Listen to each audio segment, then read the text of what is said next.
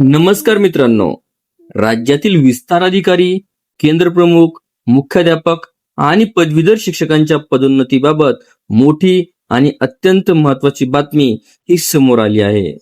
मुंबई उच्च न्यायालयाच्या नागपूर खंडपीठानं प्राथमिक शिक्षण संचालनालयाचे 14 मे 2026 चे परिपत्रक हे रद्द केले. या निर्णयामुळे राज्यभरातील पदोन्नती प्रक्रिया तात्पुरती स्थगित करण्यात आली आहे. नेमकं प्रकरण काय? तर 14 मे रोजी काढलेल्या परिपत्रकानुसार टीईटी किंवा सीटीईटी उत्तीर्ण असलेल्या शिक्षकांनाच 1 सप्टेंबर 2025च्या ज्येष्ठता यादीच्या आधारे पदोन्नतीसाठी पात्र मानण्यात येणार होतं. मात्र या निर्णयाला अनेक शिक्षकांनी न्यायालयात आव्हान दिले. न्यायालयानं स्पष्ट शब्दात सांगितले की टीईटी किंवा सीटीईटी पात्रता मिळाल्यामुळे शिक्षकांची ज्येष्ठता बदलत नाही. ज्येष्ठता आणि पदोन्नतीसाठीची पात्रता या दोन वेगवेगळ्या बाबी आहेत. केवळ टीईटी पात्रता आधी मिळाली म्हणून कनिष्ठ शिक्षकाला ज्येष्ठ शिक्षकांच्या पुढे स्थान देता येणार नाही. याशिवाय न्यायालयाने 1 सप्टेंबर 2025 हा कट ऑफ दिनांक बेकायदेशीर असल्याचंही स्पष्ट केलं.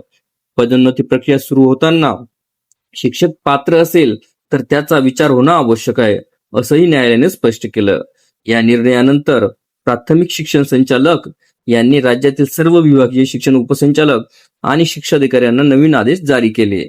पुढील शासन निर्देश मिळेपर्यंत विस्तार अधिकारी, केंद्र प्रमुख, मुख्याध्यापक आणि पदवीधर शिक्षक यांच्या पदोन्नतीबाबत कोणतीही कार्यवाही करू नये असे स्पष्टपणे आदेश यावेळी देण्यात आले. आता राज्य सरकारला न्यायालयाच्या निर्देशानुसार नवीन पदोन्नती धोरण तयार करावे लागणार आहे. याचा हजारो शिक्षकांच्या पदोन्नतीवर थेट परिणाम होणारच नक्की. तुमच्या मते न्यायालयाचा हा निर्णय योग्य आहे का? तुमचं मत कमेंटमध्ये नक्की सांगा. अशाच सरकारी कर्मचारी, शिक्षक आणि शिक्षण विभागातील महत्त्वाच्या अपडेटसाठी चॅनलला सबस्क्राईब करा आणि व्हिडिओला लाईक व शेअर करायला विसरू नका. धन्यवाद.